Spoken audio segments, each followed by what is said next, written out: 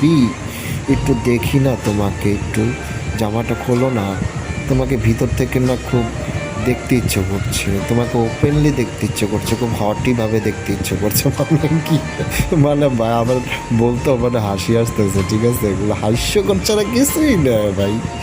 মানে কি যে বলবো, মানে এখনকার জেনারেশনে কর্মকাণ্ড ভাই, এগুলো ভালোবাসার বুঝে না।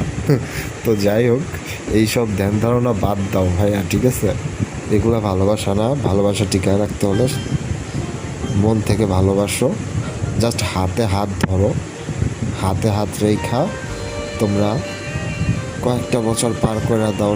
আর যখন সময় হবে বিয়েটা করে ফেলো, তখন না হয় ফিজিক্যালি রিলেশনে যাওয়া যাবে, এর আগে যাওয়ার কোনো দরকার নেই। বিয়ের পর এমনিতেই হবে, ঠিক আছে।